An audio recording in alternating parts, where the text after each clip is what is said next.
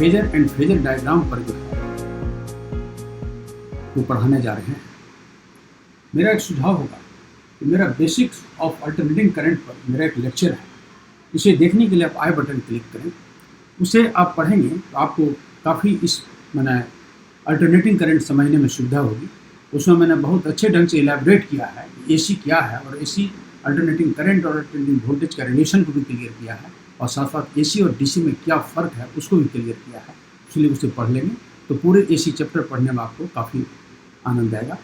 और आज का मेरा जो सब्जेक्ट है ये फेजर्स एंड फेजर डायग्राम। ये क्या है फेजर एंड फेजर डायग्राम? तो फेजर का हम पहले डेफिनेशन बोल रहे हैं कि phasor is a rotating vector which represents the sinusoidally varying quantity, यानी सिनुसॉइडली वैरिंग क्वांटिटी को जो है जो रिप्रेजेंट करता है उसको ही हम क्या कहते हैं। ये देखिए यहाँ लिख रहे हैं E equal to E naught sine omega T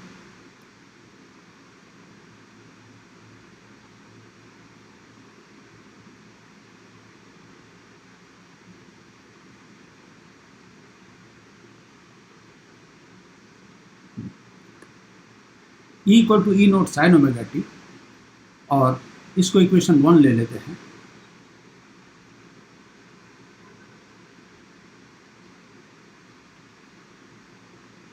और दूसरा इक्वेशन जो है I equal to I naught sine omega T plus 5। ये दो इक्वेशन है, इसको नंबर 2 मान लेते हैं। ये इक्वेशन जो देखा जा रहा है इसका नाम है E equal to E naught sine omega T. ये वोल्टेज को इक्वेशन है अल्टरनेटिंग वोल्टेज का, और ये जो है अल्टरनेटिंग करंट को शो करता है, जिसमें कि ये ओमेगा जो है दोनों का सेम फ्रीक्वेंसी है, और फाई जो है दोनों के बीच का ये फेज ओमेगा टी की ये फेज हुआ और ये हुआ, दोनों के बीच का फेज डिफरेंस जो है ये फाई है। अब हम जरा सा इस डायग्राम पर हम थोड़ा बात कर रहे हैं, तो तब जो है सो ये फेजर के बारे में और ज़्यादा अच्छा से होगा। पहले ये डायग्राम को देखा जाए। इसमें जो है ये क्या है, एक्स डैश ये एक्सिस हुआ, एक्स एक्सिस ये वाई एक्सिस है, दोनों एक दूसरे का परपेंडिकुलर है। यहाँ देखा जाएगा ये जो अभी मैंने इक्वेशन लिखा, क्या इक्वेशन लिखा, E equal to E naught sine omega T, ये वोल्टेज का इक्वेशन है। और यहाँ करंट का इक्वेशन लिखते हैं I equal to I naught sine omega T plus 5। यहाँ थोड़ा स्पेस कम है, इस जगह लिख रहे हैं I equal to I naught sine omega T plus 5। तो E equal to E naught sine omega T, I equal to I naught sine omega T plus 5। ये जो है इसको हम लोग कहते हैं, ये इक्वेशन जो है ये दोनों जो क्वांटिटी है ये वोल्टेज और करंट दोनों क्या करता है, ये सिनुसॉइडली वेरिएंट क्वांटिटी है। तो सिनुसॉइडल का मतलब होता है जो साइन नेचर को फॉलो करता है उसको जो है हम लोग कहते हैं सिनुसॉइडल। यहाँ देखिए साइन ओमेगा टी प्लस 5 है, यहाँ भी साइन ओमेगा टी है, इसलिए इसको कहते हैं सिनुसॉइडली वेरिएंट क्वांटिटी। यहाँ सिनुसॉइडल वेरिएंट क्वांटिटी कौन कौन है, ये करंट है और वोल्टेज है। तो इस क्वांटिटी को जो है हम लोग क्या कहते हैं, फेजर कहते हैं। तो phasor is a rotating vector which represents the sinusoidally varying quantity, and length of this vector represents the amplitude, and the projection on the fixed axis represents the instantaneous value। वो सारा बात को भी हम clear करेंगे।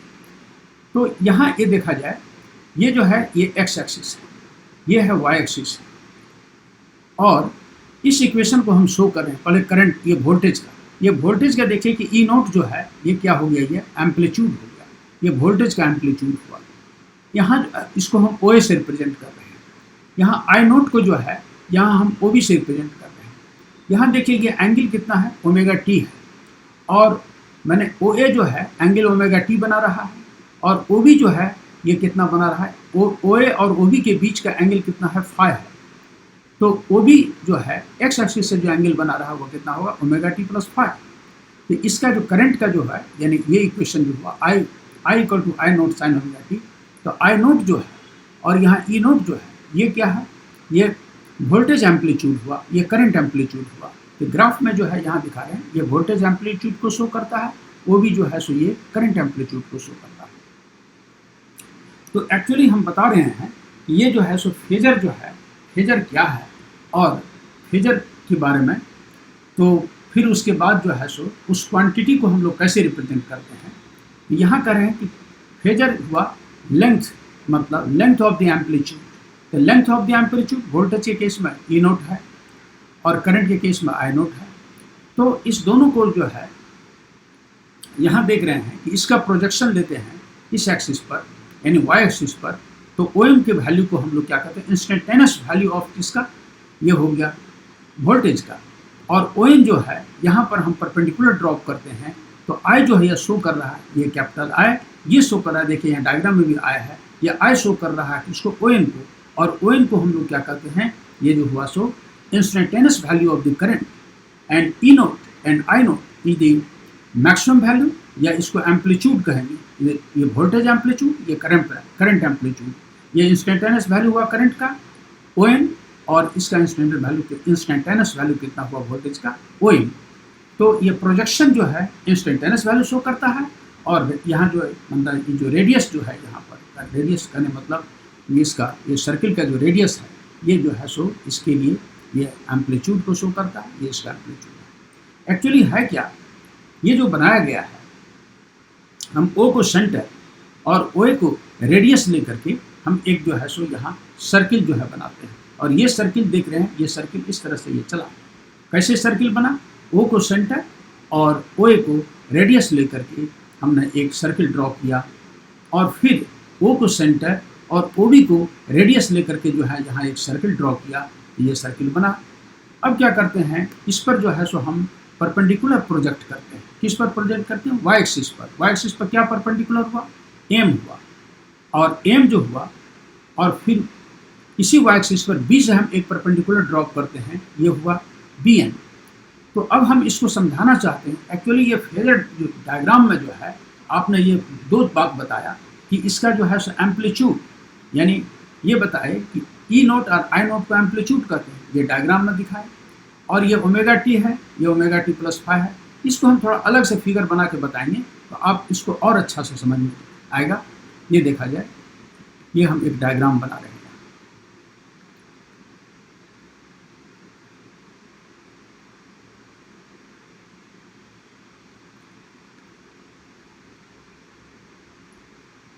ये हो गया ई नोट एम्पलीट्यूड, इसका नाम क्या रखे थे हम इस फिगर में, ओ ए। तो इसको हम ओ यहाँ लिखते हैं ए, और यहाँ जो है परपेंडिकुलर जो यहाँ जो हम ड्रॉप करते हैं तो ओ एम लिखते हैं। तो इस डायग्राम में भी इसका नाम हम ओ एम रखते हैं। इसको हम अलग से समझाएंगे तो आप अच्छा से समझ आ जाएगा।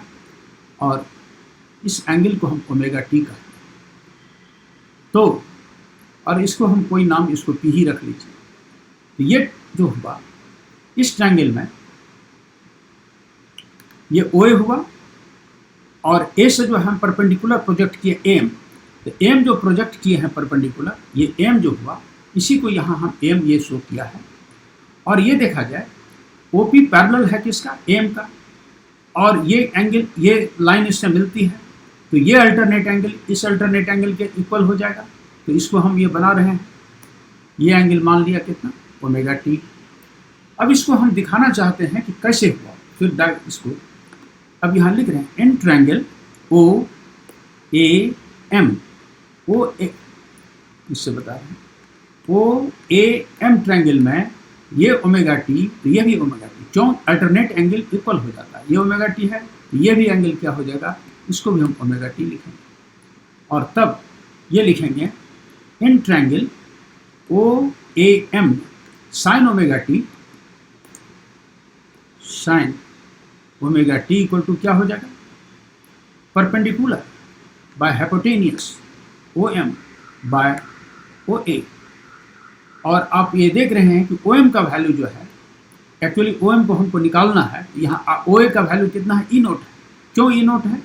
आपको मेन डायग्राम में आपने देखा है कि ओ ए को हम लोग ई नोट से डिनोट किया और ये है एम, तो यहाँ जो है सो एम है और ये एंगल ओमेगा टी है, तो ये अल्टरनेट एंगल ये भी ओमेगा टी हुआ, तो ये कितना हो गया sine omega T equal to O A by O M, therefore O M equal to O A into sine omega T.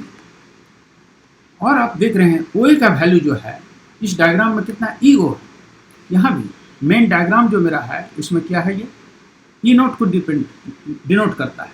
तो अब हम लिखेंगे O M equal to O M is equal to E naught sine omega T. अब ये देखा जाए O M क्या represent करता है, ओ एम रिप्रेजेंट करता है कौन सी को, ये जो है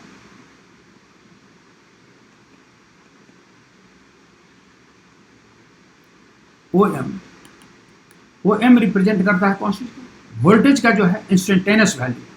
तो यहाँ हम लिख सकते हैं ये जो मैंने इक्वेशन लिए लिखा था क्या, E equal to E is equal to क्या था, E naught sine omega T.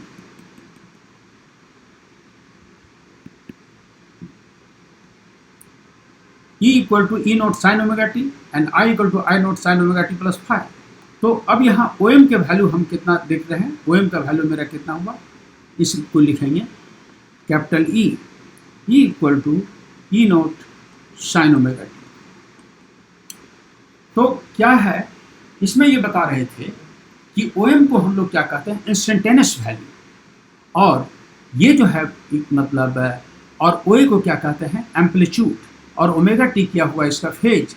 O M क्या हो गया, ओ एम हो गया इसका instantaneous value of what, the instantaneous value of voltage, और ओ ए जो हुआ ये हुआ एम्पलीट्यूड और ओमेगा टी हुआ फेज। अब हम इसके बारे में टॉक कर रहे हैं सेकंड इक्वेशन। अब यहाँ देखा जाए ये ओ बी जो है, ओ बी कितना एंगल बना रहा है एक्स एक्सिस से, ये ओमेगा टी प्लस 5। जरा हम इसको इस फिगर को एक बार और एक्सप्लेन कर देते हैं तब और ज़्यादा क्लियर होगा। सपोज किया जाए ये जो है सो ये डायग्राम, ये एक्स एक्सिस है, ये वाई एक्सिस है, ओ सेंटर है, और ये जो इक्वेशन लिखा है ये equation I equal to I naught sine omega T plus 5 and E equal to E naught sine omega T 5। तो बताए थे कि रोटेटिंग वेक्टर जो है the phasor is a rotating vector which represents the sinusoidal varying quantity, ये sinusoidal varying quantity को करता है, and length of the vector represents the amplitude and projection on the fixed axis represents the instantaneous value. तो length जो है ये amplitude को show करता है, यानी ई जीरो जो एम्पलीट्यूड है ये रेडियस हुआ ये, और इसका जो है फिर रेडियस क्या है ओ बी। अब हम क्या करते हैं, ओ को सेंटर और ओ ए को रेडियस लेकर के एक सर्कल ड्रॉ करते हैं, फिर ओ को सेंटर और ओ बी को रेडियस लेकर के एक सर्कल ड्रॉ करते हैं, और तब जो है उसके बाद यहाँ हम परपेंडिकुलर प्रोजेक्ट किए बी एम, यहाँ परपेंडिकुलर प्रोजेक्ट क्या कितना एम, और तब O M is the instantaneous value of the voltage and ON is the instantaneous value of the current। और हम अब तो वोल्टेज का यहाँ बताया इस फिगर से, मैंने E equal to E naught sine omega T, तो OM equal to E naught sine omega T कैसे हुआ इसको मैंने समझाया। अब हम दूसरे डायग्राम से जो है इसको भी बता रहे हैं, ये हाई वाले ये देखा जाए। अब लिख रहे हैं यहाँ एक फिर डायग्राम बना,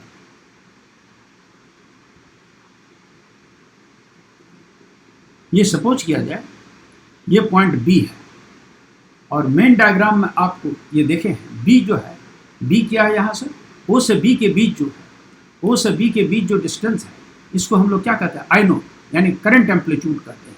तो यहाँ हम इसको लिखेंगे O B, O B O B ये क्या है आई नोट है, और ये एंगल कितना हो गया आई नोट जो है, यहाँ देखिए कि कितना एंगल बना रहा है, आई नोट बना रहा है एंगल, यानी ओ बी एंगल बना रहा है ओमेगा टी प्लस 5। तो अब जो इसके जगह हम एंगल लिखेंगे यहाँ पर ये लिखेंगे ओमेगा टी प्लस 5, यानी ओ बी इतना एंगल बना रहा है, और इसको ओ बी इसका नाम हम एन रखेंगे। क्यों एन रखें, तो इस मेन फिगर में मेरा एन है इसलिए इसको एन रखा। और अब इसमें जो है ये कह रहे हैं इसका नाम रख लीजिए, चूही रख लीजिए। तो ये हुआ कि ये पैरेलल है इसका, OQ पैरेलल है NB का, NB इसका नाम रखा मैंने B, जो B मेरा मेन फिगर में। तो ये पैरेलल है इसका, OQ पैरेलल है NB का, और OB रेखा इससे मिल रही है, इसलिए ये अल्टरनेट एंगल इस अल्टरनेट एंगल के बराबर हो जाएगा। इसलिए इसको हम लिखेंगे this angle is omega T plus five. अब इस एंगल में हम निकालते हैं in triangle O N B. O N B triangle में देखा जाए, ओ एन बी ट्रायंगल में sine omega T plus five, sine omega T plus five, ये एंगल के लिए लिख रहे हैं in triangle. O N B में sine omega T plus five, यानी ये एंगल हो जाएगा, कितना हो जाएगा, ये मतलब इस ट्रायंगल में ओ एन बी में परपेंडिकुलर बाय हाइपोटेनियस, तो परपेंडिकुलर कितना है यहाँ ओ एन, और ओ बी जो हो गया ये लिख देंगे ओ बी। और ओ बी का वैल्यू यहाँ क्या है, यहाँ करंट है, तो यहाँ हम लिख देते हैं current. Therefore O N equal to I naught sine omega T plus five, sine omega T plus five. यानी हमने यहाँ जो बताया था मेन फिगर में बताया था कि ओ एन की वैल्यू जो है वह क्यों हुआ इतना। ओ एन का वैल्यू को मैंने ये प्रूफ किया कि I naught equal to sine omega T plus five, इसलिए हम ओ एन को हम यहाँ लिख सकते हैं O N equal to I naught sine omega T plus five, sine omega T plus five. ये sine omega T plus five जो हुआ ये कौन सी को ये शो किया, मतलब ये एक क्वांटिटी को शो किया, ये करंट को ये शो किया, ये किसको, वोल्टेज को शो किया। और इसको हम लोगों ने ग्राफिकली इसको दिखाया कि ये वैल्यू जो है ये जो है ओ एन, ये हुआ मतलब instantaneous value of the current, यहाँ जो कि डायग्राम में यहाँ कैपिटल आई से डिनोट किए हैं, और ओ एन को कहते हैं जो है instantaneous value of the voltage, यानी ईएमएफ का जो है सो माने ये इंस्टेंटेनियस वैल्यू कितना है, ई है। तो ई रिप्रेजेंट करता है ओ एम को, आई रिप्रेजेंट करता है ओ एन को, और आई ई नोट जो है ई नोट रिप्रेजेंट करता है ओ ए को, और आई नोट रिप्रेजेंट करता है इसको, और ये जो है ये क्या कहते हैं, ये क्लॉकवाइज डायरेक्शन में घूम रहा है। तो अब हम बोलते हैं कि what is the rotating, what is the phasor. अब कहेंगे phasor is the rotating quantity. ये जो रोटेटिंग क्वांटिटी है इसको हम फेजर कहते हैं, which represent the sinusoidal variation of that quantity। उस क्वांटिटी के सिनुसॉइडल वेरिएशन को जो रिप्रेजेंट करिए, सिनुसॉइडल वेरिएशन माने साइन नेचर को जो फॉलो करता है। And length of this vector represents the amplitude, ये करंट, ये वोल्टेज एम्पलीट्यूड, ये current amplitude of the quantity. And projection on the fixed axis represents the, यहाँ प्रोजेक्शन फिक्स्ड एक्सिस पर किसका, ई नोट का प्रोजेक्शन ओ एम है, तो O M इसका इंस्टेंटेनियस वैल्यू हुआ जो कि डायग्राम में ई से डिनोट किए हैं, और इसका जो है यानी ओ बी का जो है इंस्टेंटेनियस वैल्यू कितना हुआ, आई हुआ, कैपिटल आई, तो ये कहते हैं। तो आई और ई को कहते हैं इंस्टेंटेनियस वैल्यू, आई नोट और ई नोट को क्या कहते हैं, एम्पलीट्यूड, और ओमेगा टी प्लस फाइव और साइन ओमेगा टी उसको फेज कहते हैं, और दोनों के बीच का फेज डिफरेंस कितना हुआ, 5 हुआ। तो इस डायग्राम को जो है हम लोग क्या कहते हैं, फेजर डायग्राम कहते हैं ना। Phasor diagram, what is the phasor diagram, कई diagram which represents the alternating current and alternating voltage, the diagram which represents the alternating current and alternating voltage of the same frequency, दोनों का frequency same है, या इसका भी omega है, इसका भी ओमेगा है, तो क्या कहेंगे, the diagram which represents the alternating current and alternating voltage of the same frequency as a rotating vector, ये rotating vector के रूप में लें, along with the phase angle between them, और दोनों के बीच में फेज एंगल है, यानी OA और OB के बीच में फेज एंगल कितना है, ये है। तब जो है ऐसे डायग्राम को हम फेजर डायग्राम कहते हैं, और इसके बारे में जो है हमने लैंग्वेज में भी थोड़ा लिख दिया है, इसलिए करके आप इसको यहाँ हम थोड़ा बोल भी देते हैं, यहाँ जो लिखा है, the phasor is a rotating vector which represents the sinusoidally varying quantity. Sinusoidal माने जो कि साइन नेचर को फॉलो करता है। The vector is assumed to be rotate with angular velocity equal to the angular frequency, और इसमें angular velocity जो होता है वो एंगुलर फ्रीक्वेंसी के बराबर होता है of that quantity. Length of this vector represents the amplitude of that quantity, and its projection upon the fixed axis represents the instantaneous value of that quantity. यहाँ क्या लाइन बताई थी? Length of the vector. ये जो length of the vector जो है ये represents the amplitude and projection on the fixed axis. Projection कहाँ पर? तो फिक्स्ड एक्सिस यानी वाई एक्सिस पर जो प्रोजेक्शन हुआ ओ एम और ओ एम ये जो हुआ दैट रिप्रेजेंट्स द एम्पलीट्यूड। यही लाइन लिखा है, ये लिखा है length of the vector represents the amplitude of that quantity and it's projection upon fixed axis represents the instantaneous value of that quantity. And phasor diagram का यहाँ definition भी लिख दिया है। The diagram which represents the alternating current and alternating voltage of the same frequency as a rotating vector, that is a phasor, along with the proper phase angle between them is known as phasor diagram। और आज हमने phasor और phasor diagram के बारे में बताया। इसको जो है आप करेंगे। अब इसके बाद जो है हम माने एसी सर्किट के बारे में करेंगे, मतलब L circuit, R circuit, L circuit, C circuit, फिर एलसीआर सर्किट, उसके बारे में फिर आगे मेरा लेक्चर होगा। और आज हम यही क्लोज कर रहे हैं।